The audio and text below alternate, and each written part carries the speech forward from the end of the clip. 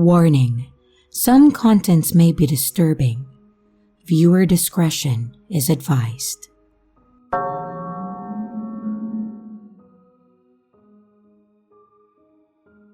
Throughout this story, I would like for all of you to please keep in mind that I was 20 years old and very naive. You're going to think I'm stupid, and I was. Probably lucky to be alive, and God do I know that. I kick myself whenever I think about this day, but I just wanted to get some other opinions. Maybe I'm wrong about him. Okay, so about 20 years ago, I was walking down the road in a not-so-great area. It was summertime, and I was dressed appropriately for the heat, shorts and a tank. I'm very thin, and I was downright skinny then, and got mistaken for a sex worker more times than I care to admit. This may or may not be important to the story. So anyways, I was walking to pick up my son from daycare. As I was going about my way, a truck full of men started to catcall and follow me. They turned around several times to yell at me out of the window, and I was getting nervous about it. I was passing a gas station parking lot, and a man not much older than myself stopped in a nice car and asked if I would like a ride. He didn't seem scary and he was attractive, so I said okay, and I got in his car. I wish I could smack myself. So I get into the car with him, and he asks me where I'm going. I tell him that it's about a mile straight down the road that I'm on. He starts out going the wrong way and just tells me that he needs to turn around. I pay little mind. He starts to ask me about myself, so I tell him I was escaping a DV situation and I was staying in a women's shelter nearby. I was telling him how close my activities were monitored and that I was due to pick up my son any minute. And I think that saying this may actually be what saved me. At some point I notice that he takes another wrong turn, but I don't know the area at all, so when I point it out, he says that he's taking a shortcut or something, and I just go back to talking like an idiot. But then, I get a whiff of something. I know now that that smell was death, decomposition. I know this for sure now, but I did not then. I turn around and I look in the back seat looking for spoiled food or something. The car is absolutely spotless. I bring up the smell, and he brushes it off and changes the subject. But for some reason, the smell just started getting stronger. My dumb ass brings it up again, and I say, "What is that smell?" He says that he doesn't know. Probably something he forgot to take out and has gone bad. When I tell you guys that there was not a crumb in that vehicle, I'm baffled. But eventually, he drops me off safe to my destination. He doesn't tell me his name, ask for my number or give me his, and I don't think much of it until much later when I smell that smell again. But this time, I know what it is and it triggers the memory of the guy in the car. This was probably 2005 in Covington, and I'm very sure that him being aware that not only would I be missed, I would be missed quickly, and my movements would be tracked very specifically, was the only reason that I made it back out of that car that day.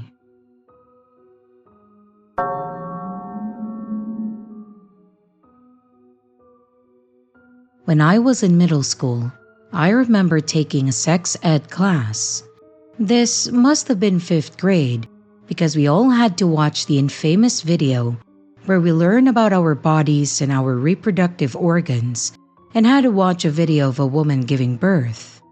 I remember asking a female friend of mine an inappropriate question regarding the video that we had just watched while we were walking in the hallways without realizing that the vice principal was in earshot. He called me into his office to scold me until I explained that it was a question revolving around what we had seen in class. He calmed down and then ended up chatting casually with me. Well, a little too casually. Maybe in an attempt to seem cool and relatable, he explained that he had a tattoo. I asked him what it was and he showed me. It was a tattoo of an artistic-looking fish on his shoulder. Even back then, I thought the tattoo was corny as fuck, but it was fitting considering this guy was kind of dweeby.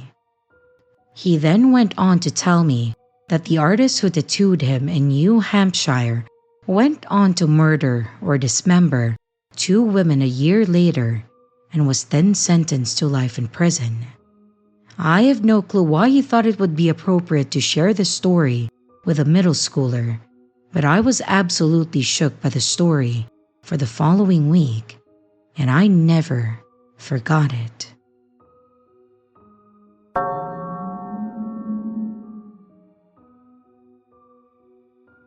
This happened to me roughly 1.5 years ago, and I still get anxious thinking about what happened in the summer of 2023.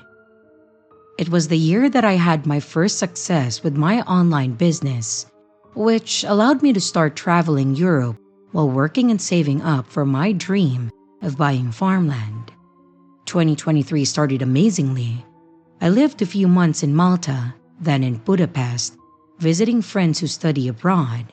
I am originally from Germany. I'm 32, turning 33 this year. The first few destinations were a wonderful contrast to the miserable cold winters that dragged on for months in Germany. And after having a tremendous time in Malta and Budapest, it was already the beginning of summer. My final destination that summer was to visit a friend, let's call him Ben.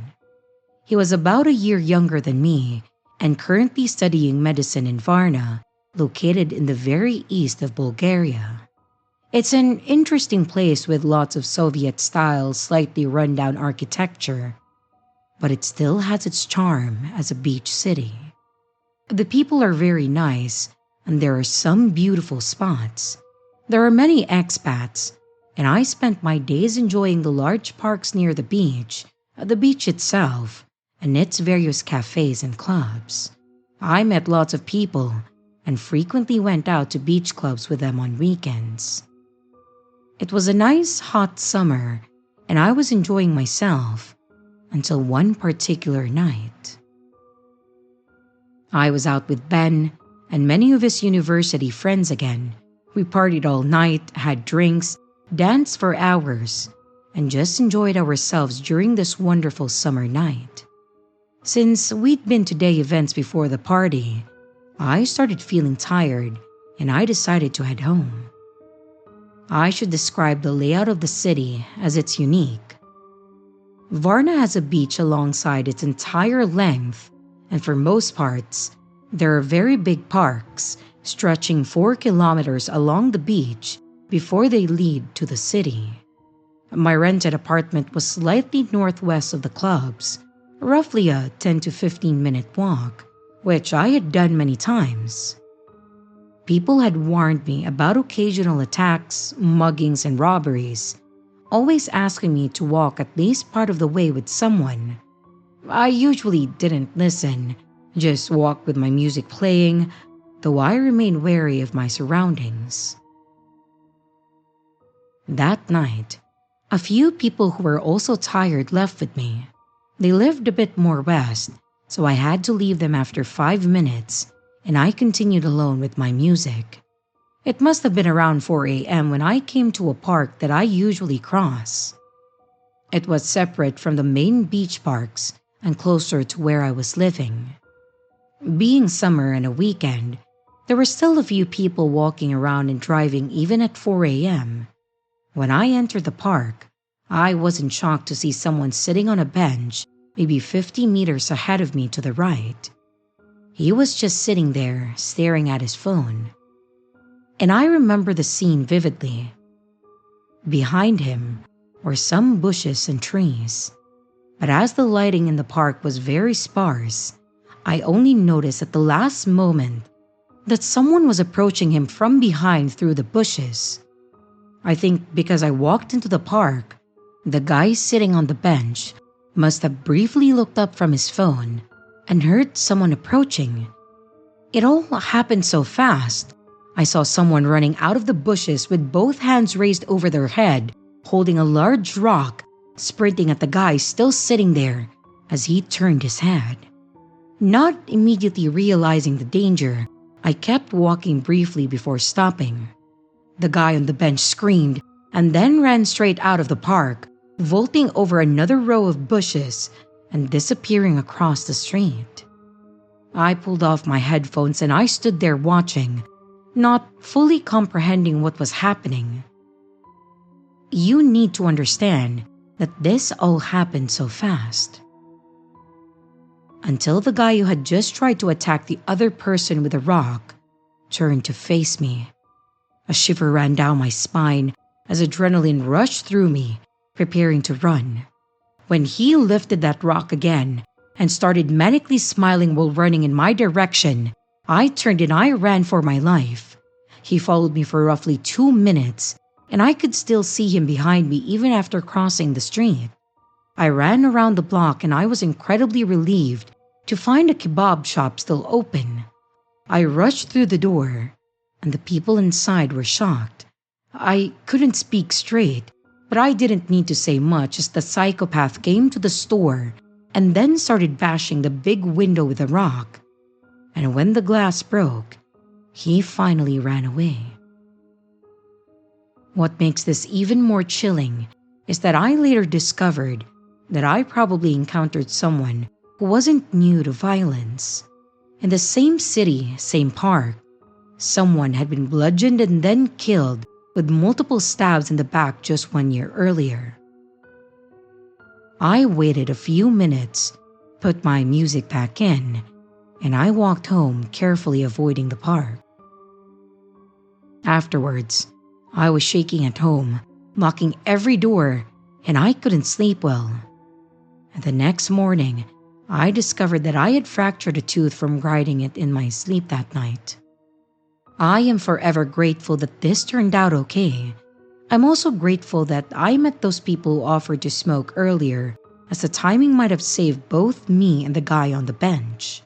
If I hadn't entered that park at that exact moment, the man on the bench might not have noticed his attacker in time. Well, this was the scariest situation of my life, other than nearly drowning in the ocean once. I think I learned that there are some situations that you cannot control. Stay safe out there, folks. And maybe don't walk in the park alone at 4 a.m. in a foreign city.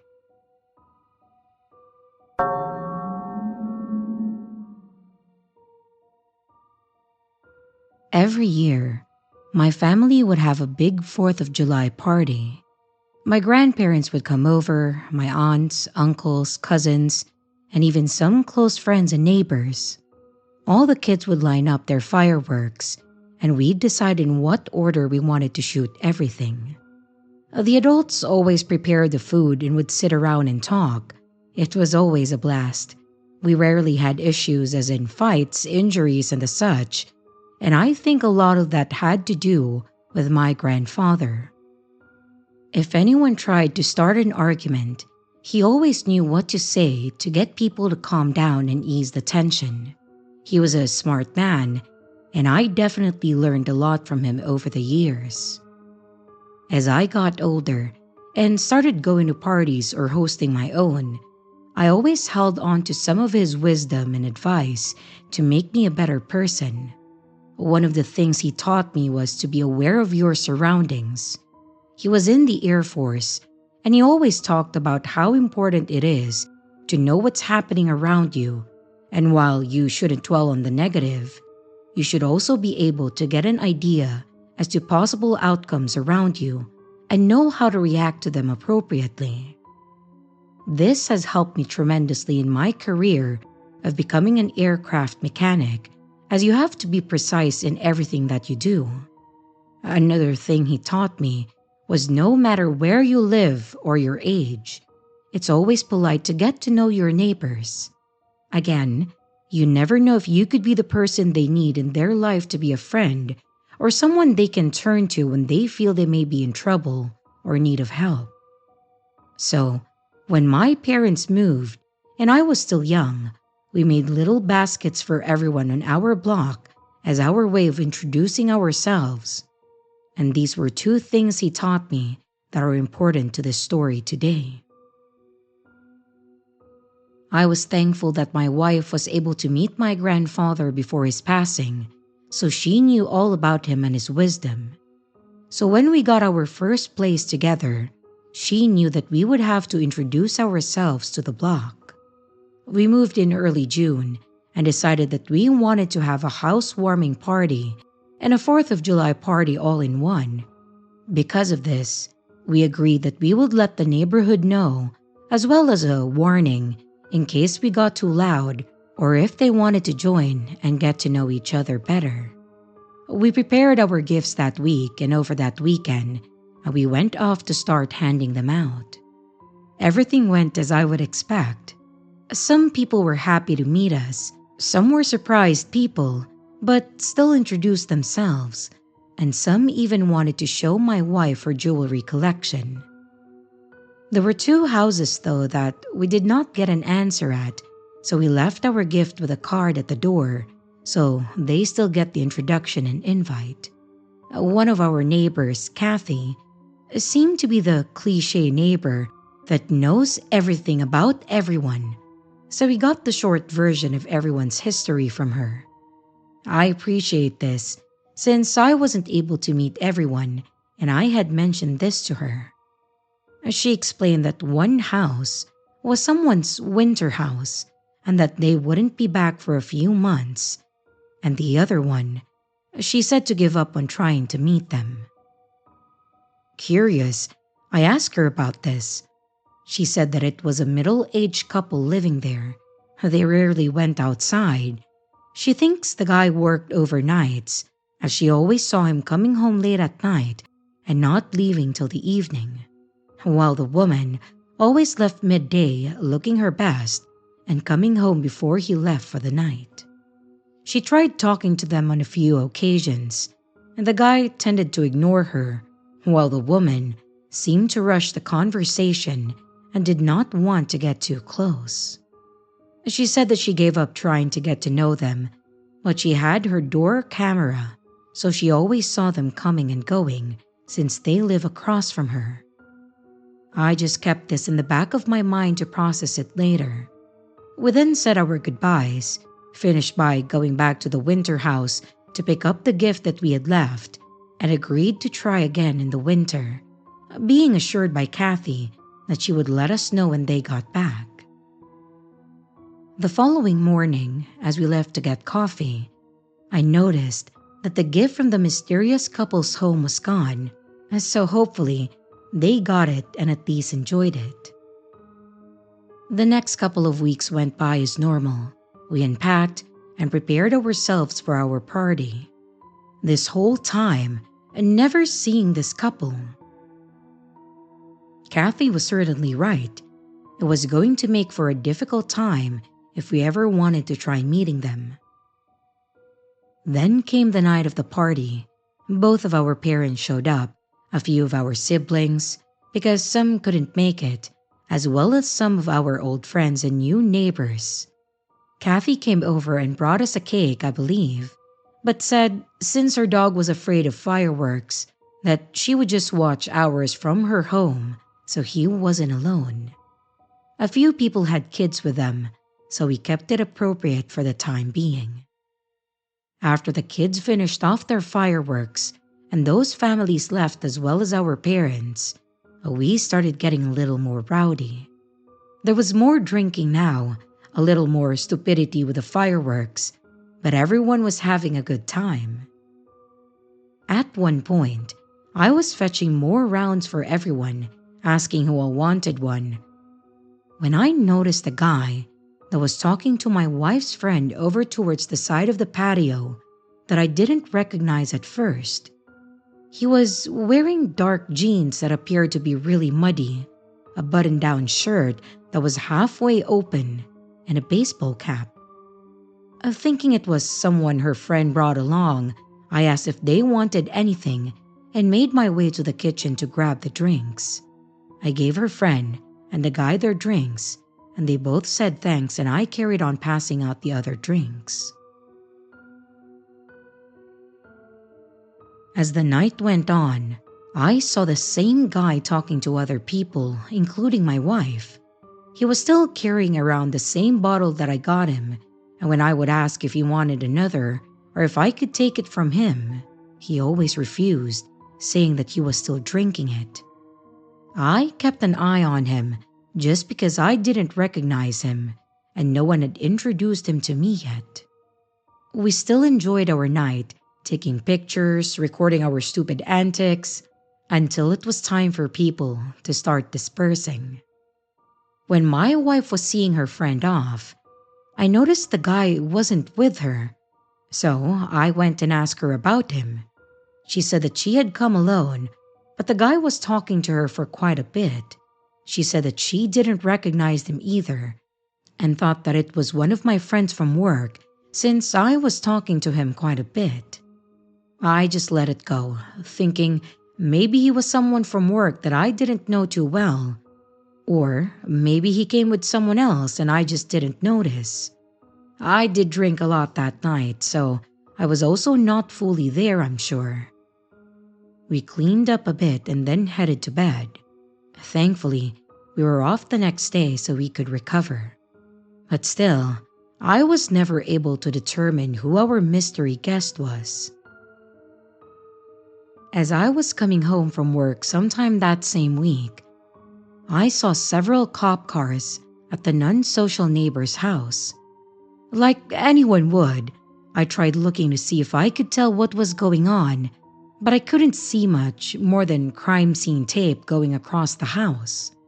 I got home to be greeted with my wife and Kathy in the living room. They told me that they didn't know what was going on yet, but Kathy was already visiting when the police started showing up. And shortly after I got home, Kathy mentioned going back home so she could try to find out more. When we actually had someone else knocking on our door. It was another officer wanting to ask us questions about our neighbor and if we had seen him. I explained that I didn't even know what they looked like, but Kathy began describing them more and said that she hadn't seen them in a few days. The officer pulled out a picture to show us and asked if we had seen him, when my wife and I realized that he was the guy at our party. Kathy and the officer both looked shocked, and the officer began asking us what he was wearing, how long he was there, wanted to know when he got there and when he left, if he had said anything to us or was acting suspicious at all. We tried to answer the best that we could about his whereabouts and explain he was technically invited, but since we never actually met them, we didn't know if they would show up or not. Kathy finally started asking the questions that we were all wondering to find out what was going on, when the officer tried being vague but still informed us. He said that they were called there on a welfare check by someone, and upon arrival, they had reason to enter the property, where they found a female's body in a tub, and the man that lived there was nowhere to be found. Kathy's description confirmed that it was the woman that lived there, and we were all in shock. They said that they were looking for him for questioning and asked us to call if we ever saw him, but to avoid letting him in as he might be dangerous. So, we were obviously a bit on edge at this point, not knowing what to do. We offered to let Kathy and her dog stay in our spare room so she wasn't alone, but was insistent that she would be okay alone. We walked her back home, and when we returned, we made sure that all the windows and doors were locked to make sure that there was no chance of someone getting in.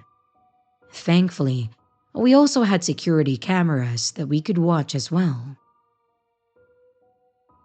That day came and went without them finding the guy. News fans started showing up, and we were seeing it on TV now. That's when it started getting worse. They said that he was wanted for the murder of his girlfriend, who most likely died on the 4th. That's when I started thinking, this guy was definitely at my place on the 4th. He wasn't talking about himself much, but made sure to talk to a few people to make it obvious that he was there. I began feeling like we were being used as an alibi, and I felt sick. This girl was either dead or dying in a house a few down from ours, while we were there covering for him, a murderer. Our families were there. It's just a terrifying thought. And while it was bittersweet as a woman lost her life, they did finally catch the guy.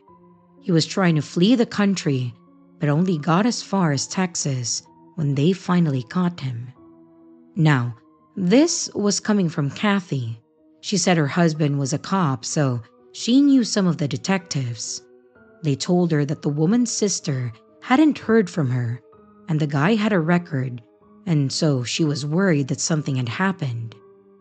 She was most likely killed the night of the 4th, so that confirmed my suspicion that we were definitely used. I'm glad they caught the guy, but since this incident, I monitor a hell of a lot better as to who comes over to my place or just who I'm around with in general. My grandfather was definitely right. You really can't be too careful.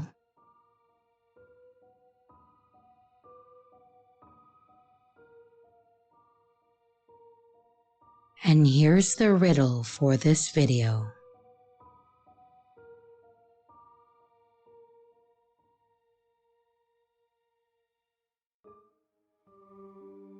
Hey everyone, this is your creepy sister. Thank you so much for watching the video. I do hope you enjoyed it. Also, don't forget to leave a like and a comment. It really helps the channel out. A big shout out to both my channel members and Patreon members. Thank you so much for taking your support to the next level. You guys are great. And again, to everyone, stay scared because your fear feeds me.